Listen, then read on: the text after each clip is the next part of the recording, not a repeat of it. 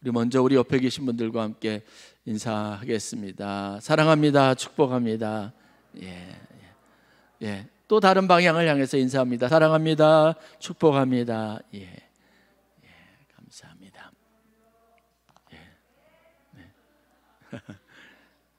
감사합니다. 추수감사절 주일을 맞습니다.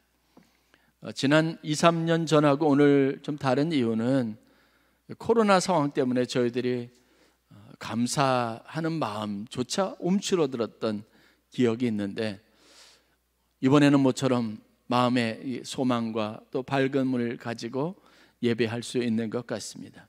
추수감사절이 항상 11월 셋째 주일로 세팅이 되어져 있습니다. 제 주변에 있는 많은 목사님들은 10월 말, 어떤 분은 추석 때, 어떤 교회는 11월 첫 주, 이렇게 추수감사절을 점점 바꾸는 그런 경향들이 많아졌습니다.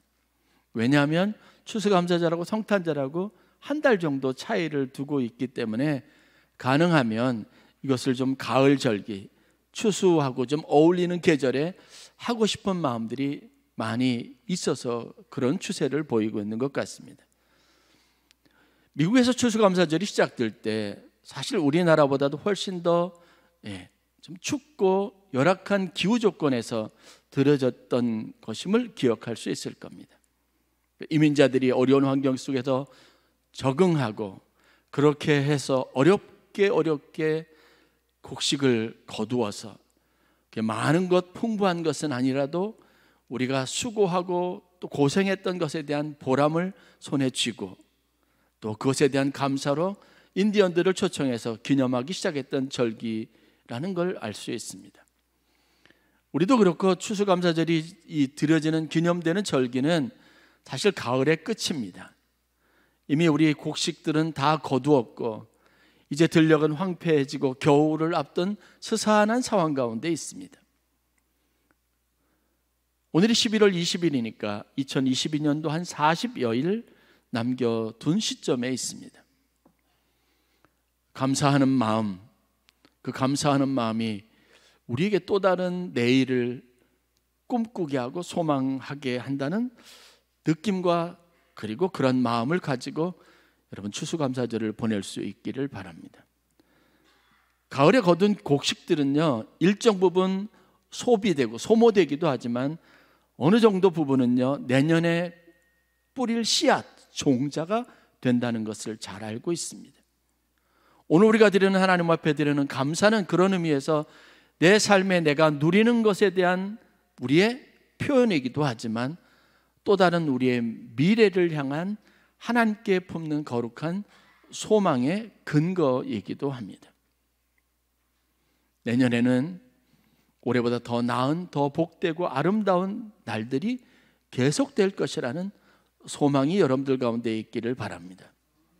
뿐만 아니라 지나온 삶에 대한 감사가 앞으로 우리가 살아갈 맞이하게 될 2023년에 대한 도전적인 용기가 될 수 있기를 바랍니다. 그런 차원에서 저는 오늘 여러분들과 함께 우리에게 축복과 감사의 제목이 되는 하나님의 은혜 뿐만 아니라 내일에 펼쳐질 우리의 인생에 하나님이 펼쳐 보이시고 베푸실 은혜에 대한 소망으로 오늘 말씀을 함께 나누려고 합니다.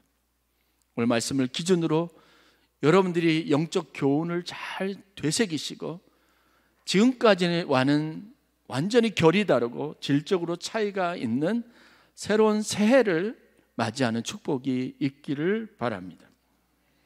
오늘 말씀은 그래서 우리에게 주는 여러 가지 좋은 영적인 교훈들이 있습니다. 본문의 말씀을 중심으로 한 4가지 정도로 교훈들을 나누어 보려고 합니다. 첫 번째, 오늘 말씀은 우리가 내일 받을 축복, 앞으로 우리에게 열려질 새로운 기회는 이전 것과는 완전히 다른 새로운 것이라는 기대와 소망을 품게 합니다. 하나님 우리에게 주시는 미래의 시간은 그래서 불확실한 듯하지만 가장 설레고 가장 벅찬 가슴으로 맞이할 수 있는 인생에 찾아오는 새로운 기회가 되는 줄 믿으시기를 바랍니다. 오늘 우리가 읽었던 본문 말씀의 10절부터 12절 말씀입니다. 내가 들어가 차지하려 하는 땅은 내가 나온 애굽 땅과 같지 아니하니 거기서는 너희가 파종한 후에 발로 물대기를 채소밭에 댐과 같이 하였거니와 너희가 건너가서 얻을 땅은 산과 골짜기가 있어서 하늘에서 내리는 비를 흡수하는 땅이요 내 하나님 여호와께서 돌보아 주시는 땅이라. 연초부터 연말까지 내 하나님 여호와의 눈이 항상 그 위에 있느니라. 가나안 땅을 목전에 두고 모세가 이스라엘 백성들을 모아놓고 모압의 한 평지에서 설교를 한 내용입니다. 이 메시지를 듣는 이스라엘 백성들의 심정이 어떠했을까요? 사실 새로운 이 강 건너 존재하는 땅은 하나님이 약속하셨다고 믿는, 그래서 그들이 어렵고 힘겹게 눈앞에까지 왔던, 그래서 보고 있는 그 땅은 기대 반 설레임 반으로 가득 차 있습니다. 그런데 이 백성들에게 모세는 꿈과 희망과 인생에 펼쳐질 아름다운 것에 대해서 이야기하고 있습니다. 저는 아무리 어렵고 힘든 주변 환경 속에서도, 여건 속에서도 여러분들이 2023년을 그렇게 풍성하고 아름다운 계획으로 맞이하는 은혜가 있기를 바랍니다. 새로운 땅이라고 하는 것은요, 우리가 경험해 보지 못했던 이전과는 완전히 차별되는, 구별되는 시간이고 기회고 그리고 장소라는 사실을 알아야 합니다. 그래서 여러분, 새해를 세우는 마음은 이 날짜가 흐르는, 시간이 흐르는 이 과정과 함께 우리를 늘 설레게 합니다.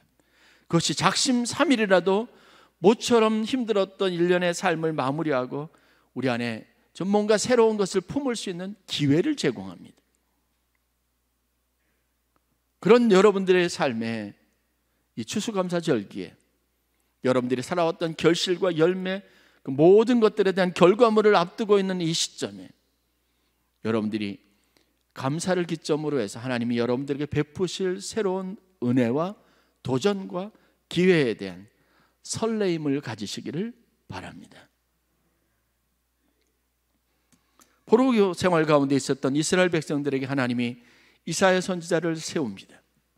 이사야서 40장 18절부터 20절에 나와 있는 구절인데, 이사야서 전체 구조로 보면 40장은 포로기 이후에 이스라엘 백성들에게 주시는 하나님의 위로 그리고 미래에 대한 메시지로 구성되어져 있습니다.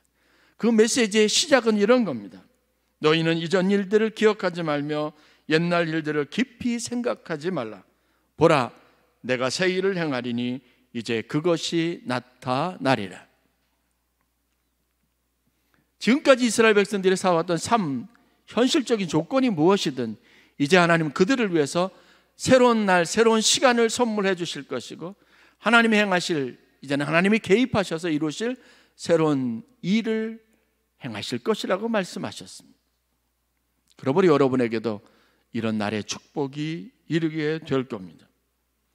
하나님이 우리에게 주시는 시간은, 미래의 시간은 여러분 새로운 것입니다. 새롭다고 한다는 것은 이전과는 다른 의미를 갖는 구별된 것이라는 사실입니다. 새로운 기회가 여러분들에게 열려진다는 믿음을 가지고 시작하시기를 바랍니다. 이것이 오늘 우리가 가져야 될 성도의 신앙적인 태도입니다. 하나님은 모세를 통해서 10절에 이렇게 말합니다. 내가 들어가 차지하려 하는 땅은 내가 나온 애굽 땅과 같지 아니하다. 이들이 나온 애굽 땅과 들어가서 차지할 땅은 질적으로 차이가 있다고 말하는 겁니다. 새로운 여러분들에게 주어지는 시간은 과거에 여러분들이 살았던 시간과는 차이가 있습니다. 하나님의 약속입니다. 지금까지 여러분들이 힘들고 어렵게 살아왔던 이유입니다. 고생하고 땀 흘려 수고한 이유이기도 합니다. 그런데 그러한 시간들을 보내면서 여러분들의 마음에 여전히 절망이 있다면, 과거에 아프고 그리고 쓰라렸던 경험과 기억으로만 가득 차 있다면, 여러분들의 시간은 절대로 축복이 될 수 없습니다. 내가 어떤 어려움 그리고 긴 어둠의 터널을 지나왔던 그 터널의 끝에는 빛의 영광이 있습니다. 내가 애쓰고 노력하고 힘쓰며 살아왔던 이유도 바로 그날 하나님이 우리에게 주실 것, 다시 말해서 우리가 들어가 차지할 그 땅에서 우리가 맞이할 새로운 삶의 소망으로 가득 차 있다는 사실을 믿어야 합니다.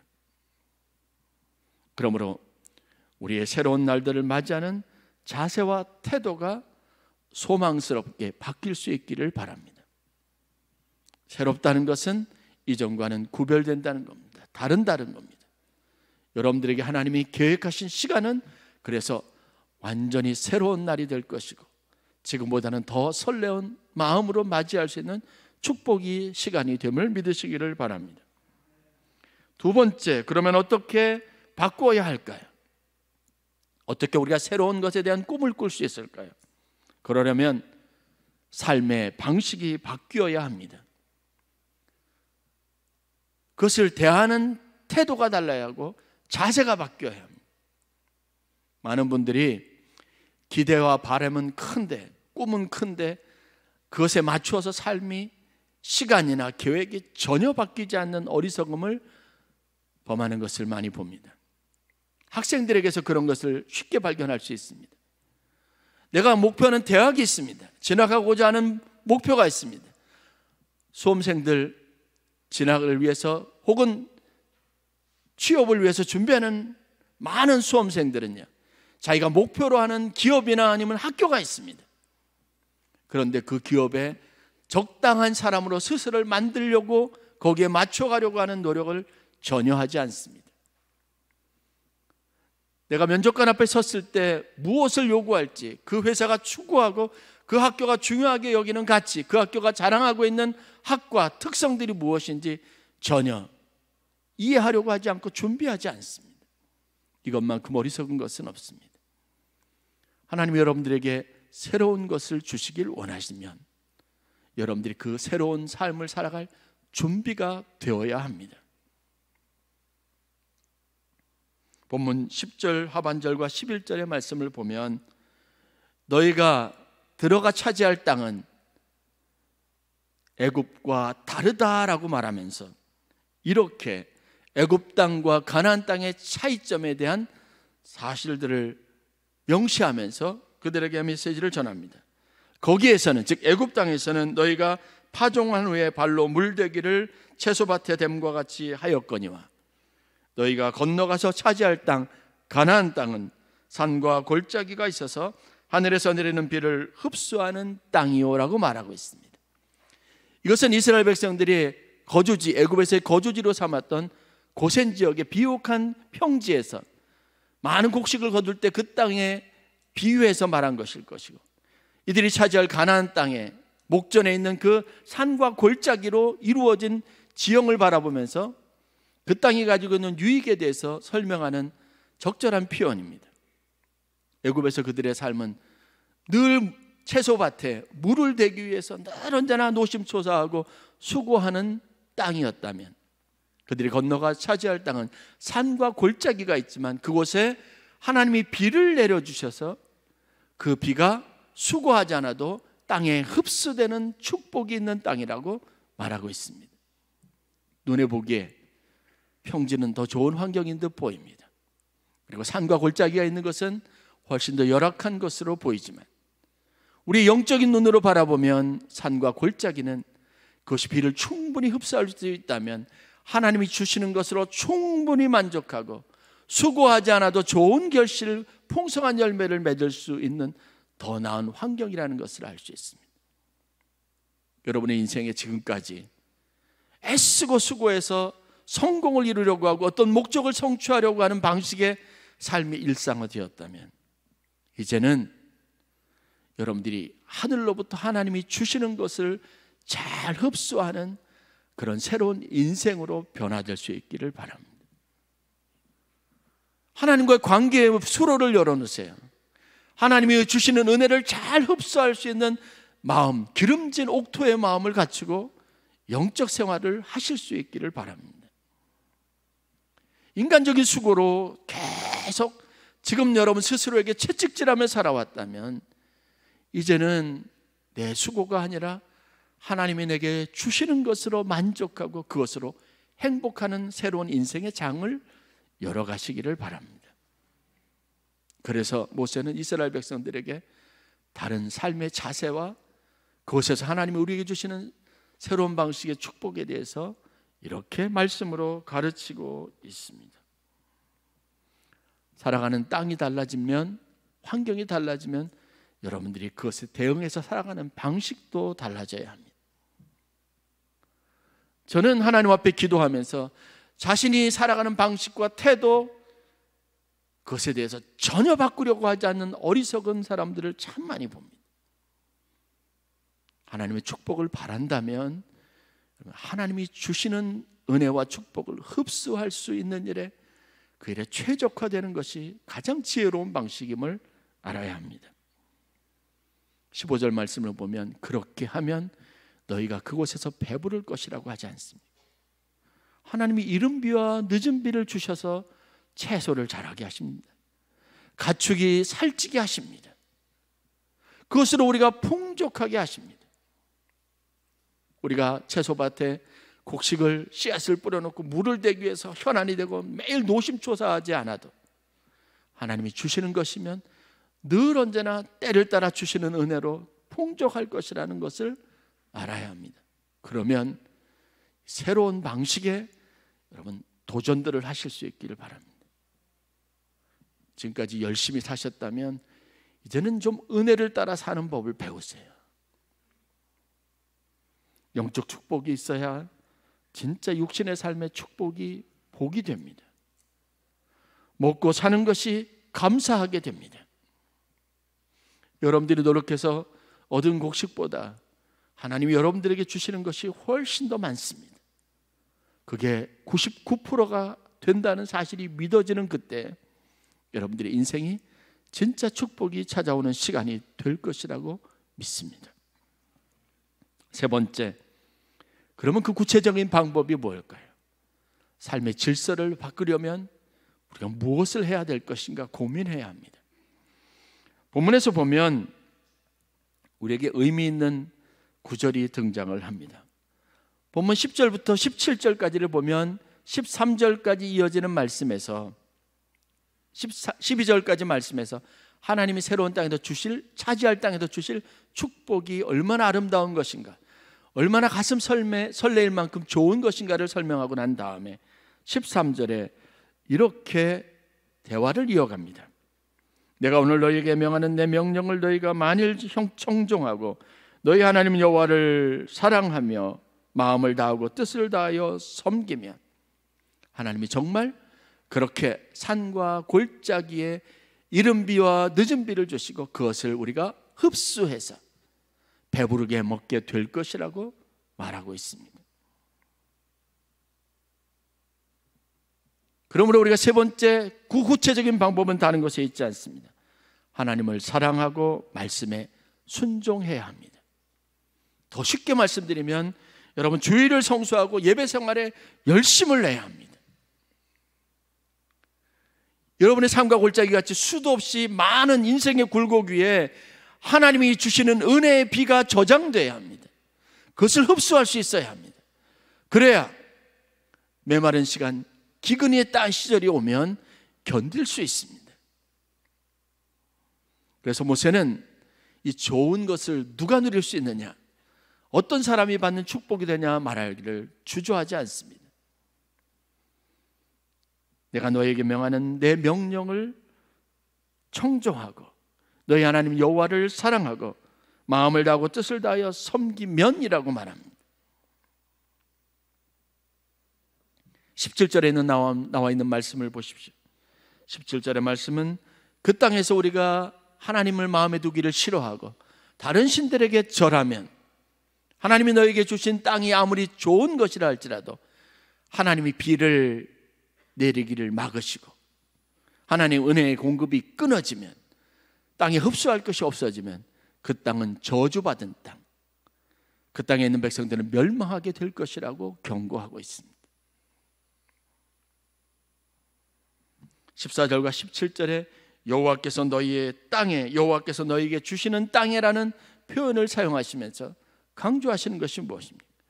하나님이 그렇게 하실 때, 그 은혜를 주실 때 우리가 이 축복을 온전하게 누릴 수 있다는 말씀입니다.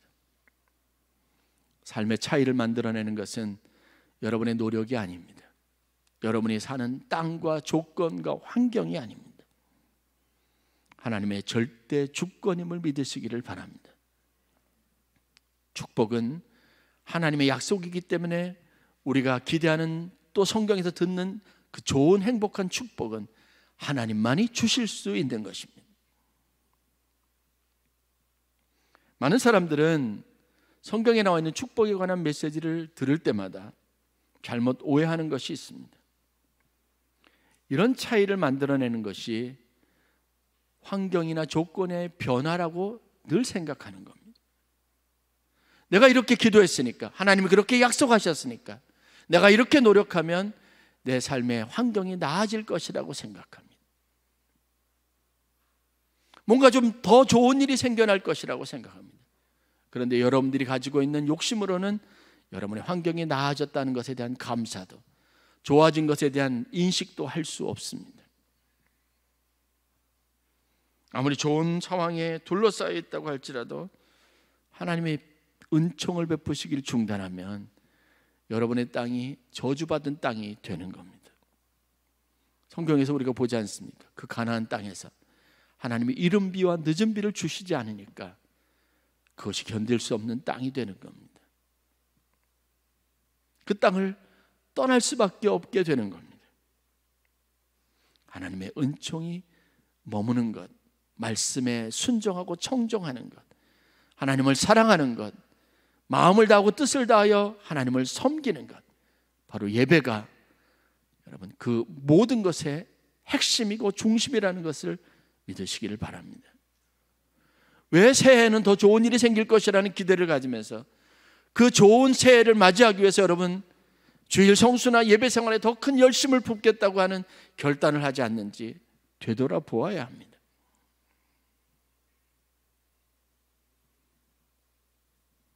예배를 회복하지 않고 내 인생에 새로운 것이 새롭게 느껴질 그런 동기는 전혀 생기지 않습니다. 어려운 시기, 불확실한 시대가 되면 우리는 더 큰 예배의 은혜 안에서 하나님이 주시는 축복을 누리며 살아가는 성도들이 되어야 될 줄로 믿습니다. 마지막으로 하나님의 축복을 사모하며 기도해야 합니다. 예배 생활을 통해서 예배 자리에 나와서 여러분 무엇을 할 것입니까? 어떻게 우리가 하나님의 사랑을 경험할 수 있고 하나님의 은혜를 체험할 수 있겠습니까? 어떻게 해야 그 비의 달콤함을, 그것이 생명의 기운이라는 것을 여러분 알 수 있겠습니까? 여러분들이 사모하는 마음, 즉 관심과 그것을 구하는 간절한 사모하는 마음이, 기도가 여러분의 인생을 풍성하게 하는 겁니다. 그게 성경에서 말하는 이른 비와 늦은 비, 하늘에서 하나님이 내려주시는 축복을 흡수하는 겁니다. 많은 사람들은 꿈을 꾸지만 그 꿈이 무엇인지 알지 못합니다. 그 꿈을 실현하기 위해서 오늘 내가 내려야 될 당연한 결정이 무엇인지도 생각하지 않습니다. 그리고 그것을 위해서 하나님 앞에 간절함으로 기도하지도 않습니다. 건강을 위해서 기도하면서 여러분 자기 건강과 무관한 삶을 산다면 그 사람의 삶이 정말 건강하기를 원하는 사람의 삶인지 질문을 던질 수 있습니다. 수고해야 합니다. 고통이 뒤따라야 합니다. 절제하고 그 순간의 아픔을 이겨내는 간절함이 있어야 합니다. 그게 삶의 결실에 달콤함을 주고 인생의 축복을 배가시키는 겁니다. 왜 30배, 60배, 100배의 결실에 대한 기도는 간절하면서 그 30배, 60배, 100배의 감사가 어떤 조건과 어떤 환경 속에서 어떤 믿음 안에서 나오는지에 대해서 관심을 두려고 하는지 회개해야 합니다. 오늘 여러분들이 가지고 있는 것이 얼마나 감사하고 놀라운 축복인지 여러분들이 알아야 합니다. 그러려면 그것을 위해서 땀 흘린 수고가 있어야 되는 거죠. 그것의 등가가치만큼 하나님이 우리에게 주시는 축복이 있다는 것을 배워야 합니다. 성경이 말하는 하나님의 응답, 축복의 제1조건이 있습니다. 그게 무엇인지 아십니까? 내게 부르짖으라입니다. 너는 내게 부르짖으라. 내가 내게 응답하겠고 내가 알지 못하는 크고 비밀한 일을 내게 보이리라. 이 한 절 말씀으로도 오늘 설교의 모든 핵심적인 내용들이 다 포함되어져 있다는 사실을 알 수 있습니다. 우리가 하나님 앞에 품는 놀라운 일, 기대하지 못했던 이 놀라운 축복에 대한 기대는 다 가지고 있습니다. 그거 하나님께서 우리에게 보이실 겁니다. 그런데 하나님께서 우리에게 요구하는 것이 있습니다. 내게 부르짖으라는 겁니다. 왜 부르짖고 기도하는 것을 여러분 가볍게 여기는지 모르겠습니다. 목사로서 제가 보는 여러분들의 기도하는 모습은 여러분들이 얼마나 그 문제에 대해서 간절하며 그 일을 절실하게 필요하는지를 가늠할 수 있는 척도입니다. 12절에 있는 말씀을 보면 우리가 정말 관심을 가지고 보아야 할 중요한 표현이 있습니다. 축복에 대한 하나님의 약속인데 너희가 건너가서 얻을 땅은 산과 골짜기가 있어서 하늘에서 내리는 비를 흡수하는 땅이요 내 하나님 여호와께서 돌보아 주시는 땅이라. 연초부터 연말까지 내 하나님 여호와의 눈이 항상 그 위에 있느니라. 가나안 땅은 어떤 특징을 가지고 있습니까? 비를 흡수하는 땅입니다. 그것은 하나님께서 돌보아 주시는 땅입니다. 그리고 하나님의 눈이 항상 머물러 있는 곳입니다. 여러분의 인생이 하나님의 은혜와 축복을 흡수하는 인생, 그래서 아름다운 인생이 되기를 바란다면 하나님이 늘 여러분의 인생을 돌보시는 은혜가 있어야 합니다. 그것이 뒤따라야 합니다. 하나님이 관심과 눈이 항상 여러분들을 향해 있어야 합니다. 여러분의 일거수일투족, 여러분들이 하는 모든 일에 하나님의 관심을 두어야 합니다. 그러기 위해서 우리에게 요구되는 게 뭔지 아십니까? 하나님의 시선을 끄는 겁니다. 그게 기도 생활입니다. 기도가 소멸된 인생에 아무리 바람이 있어도, 아무리 말씀에 대한 사모하는 은혜가 있어도 여러분의 인생에 체험될 수 있는 축복은 없습니다.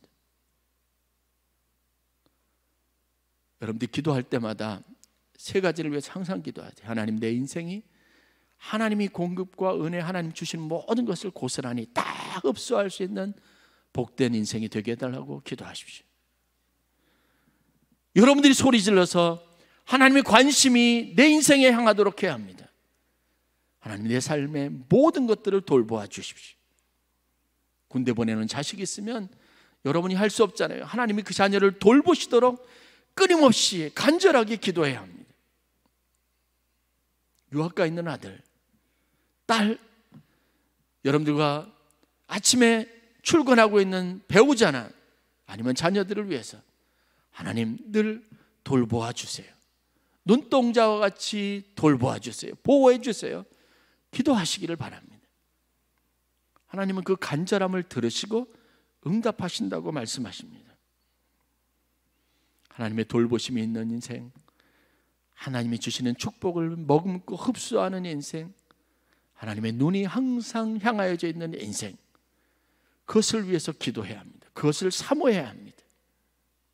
예배 시간에 나올 때마다 그것을 위해서 기도해야 합니다. 어느 농촌에서 돼지를 사육하는 권사님이 계셨습니다. 가축을 기른다는 게 삶에 굉장히 중요한 일이기도 하지만 여기에 대해서 여러분 일비할 때가 많이 있습니다. 이 돼지들이 잘 자라서 출하를 하고 좋은 값을 받을 때면 경제적인 이득을 많이 가져다 줍니다. 그러나 이것이 마치 모험과 같아서 어느 순간인가 파동이 나거나 아니면 가격이 떨어지거나 그러면 수지가 잘 맞지 않으면 이게 오히려 큰 인생의 짐이 되기도 합니다. 어느 해인가 이 권사님이 돼지를 키우는데 돼지 파동이 났습니다. 파동이 났다는 것은 뭐냐면요, 사료값은 비싸지고 돼지값은요 완전히 똥값이 되는 거예요. 그러니 사료들 먹여가지고 돼지를 키우고 그래서 나가서 팔아야 되는데 드는 사료비가 너무 많이 드는 거예요. 투자에 비해서 거둬들이는 수익이 턱없이 부족한 겁니다. 고민이 되니까 이 돼지들을 다 살처분해야 되나? 왜냐? 아무리 계산해도 지금 시세에 내보내면 손해가 더 많으니까요. 그렇다고 이 돼지들 그대로 값이 올라갈 때까지 데리고 있자니 먹여야 될 거 아닙니까? 살찌워야 될 것 아닙니까? 절박한 상황이 된 거예요. 이러지도 저러지 못하는 상황이 됐으니까 뭘 할 수 있겠어요? 암담하고 참담한 마음으로 기도는 하자. 참 아이러니하게도요, 아무것도 할 수 없는 상황에서 할 수 있는 유일한 한 가지가 뭐냐면 기도하는 겁니다. 어떤 사람은 유행을 바란다고 하지만 이 권사님은 그 마음으로 하나님 앞에 나와서 기도하기 시작했는데, 기도하면 할수록 마음에 하나님이 주시는 이 용기가 생겨요. 격려가 생기는 거예요. 그래서 하나님이 조금만 더 참고 기다리라고 하는 메시지를 듣습니다. 이게 실질적인 하나님의 음성인지 아니면 자기 스스로에게 다짐하는 것인지 헷갈릴 수 있습니다. 그럼에도 권사님은요, 이것이 하나님의 뜻이다 믿기 시작한 겁니다. 그때 자기가 결단한 게 뭐냐면, 이 집 저 집 다니면서 하나님이 주신 아이디어인데 음식물 쓰레기 찌꺼기들 있지 않습니까? 그것을 모으는 거예요. 사람들이 돈을 주고 음식물 쓰레기를 버려야 되는데 이거 모아서 달라고 요청하니까 잘 모아놓으면 가서 수거하는 겁니다. 수거해서 가져다가 이거를 잘 섞어가지고 돼지들에게 해로운 것은 빼고 해가지고 해서 돼지들을 먹이기 시작했습니다. 참 많이 힘들고 고단했습니다. 이 일을 언제까지 해야 될지 마음에 수도 없이 내가 쓸데없는 일은 하는 게 아닌가, 과연 이걸 먹이고 사료만큼 잘 키울 수 있을까 불확실했습니다. 확신할 수 없었습니다. 그때 하나님께서 기도할 때마다 참고 인내하라는 음성을 들려주십니다. 그래, 조금만 더, 조금만 더. 그렇게 계속 하던 중에, 여러분 파동이 날 때마다 특징 하나, 곡선이 하나 만들어지는데, 돼지 파동이 나니까 살처분하는 농가들이 생겨나기 시작하고 사료값이 올라가니까, 그래가지고 돼지 떼들이 많이 이제 살처분하거나 이런 일이 있으니까 사료값이 떨어지기 시작하는 겁니다. 왜? 사가는 사람이 없으니까요. 수요 공급의 곡선이 다시 재조정되면서 사료값이 내려가고 그 다음에 돼지값이 올라가기 시작하는 겁니다. 그때 자기가 데리고 있었던 돼지들을 내다 팔았는데, 돼지 체성분 검사나 내놓은 돼지들의 여러 가지 그 고기 질이나 이런 것들 검사했는데 전혀 이전에 자기가 해왔던 출하했던 돼지들하고는 다른 양질의 좋은 육질, 좋은 품질의 돼지라고 하는 판정을 받게 된 겁니다. 그래서 좋은 가격에, 다른 남들보다 좋은 비싼 가격을 주고 팔 수 있게 됐습니다. 더 놀라운 것은 이때 새로운 기회가 열리게 된 겁니다. 이 돼지를 사다가 납품을 받던 식당에서 그 육질의 좋은 양질의 돼지고기를 가지고 장사를 하면서 장사가 잘 돼서 이 업자를, 권사님을 찾아가서 독점 계약을 맺고 납품 계약을 하게 된 겁니다. 여러분, 인생이 이와 같지 않겠습니까? 우리에게는 어려운 일도 있고, 그리고 내가 여기게 좋은 일들도 있습니다. 그런데 이것이 인생에서 늘 언제나 같은 패턴으로 이루어지지 않습니다. 산 꼭대기, 골짜기 깊은 체험들이 계속 반복됩니다. 그러나 이런 땅, 이런 인생에는 하나님이 주시는 특별한 영적인 축복이 있습니다. 여러분의 인생에 이 기회가 막히면 또 다른 기회를 열어가시는 하나님의 은혜가 있음을 믿으시기를 바랍니다. 그 믿음이 없어서, 그래서 인내할 수 없어서, 그 하나님의 섭리에 대한 이해가 없고 믿음이 없어서 여러분들은 쉽게 좌절하고 절망하는 안타까운 삶을 반복하는 겁니다. 하나님이 주신 것이 있어도 감사하게 여겨지지 않는 겁니다. 추수감사절 절기에 여러분들 감사 생활을 통해서 여러분의 미래에 하나님이 하실 일들에 대한 새로운 소망이 더 풍성해지는 은혜가 있기를 간절히 축원합니다. 네 가지 꼭 마음에 새기세요. 여러분들이 맞이할 새날은요, 새로운 겁니다. 이전과 비교할 수 없는 하나님의 새로운 주시는 기회의 시간입니다. 그때 여러분들이 새로운 일을 새로운 마음과 자세와 각오를 가지고 시작할 수 있습니다. 절대 늦지 않았습니다. 그 새로운 축복을 위해서 여러분들이 삶의 체질을 바꾸고 육체적인 삶, 세상적인 삶을 영적인 삶으로 바꾸어가는 기회로 삼으시기를 바랍니다. 그리고 하나님이 여러분들이 주신 말씀에 청종하고 이전까지는 잘 마음에 새기지 않았던 약속의 말씀을 마음에 깊이 새기고 예배 생활에 집중하시고 하나님이 주신 은혜를 잘 머금고 살아가는 인생 되시기를 바랍니다. 그러면 새로운 길이 열립니다.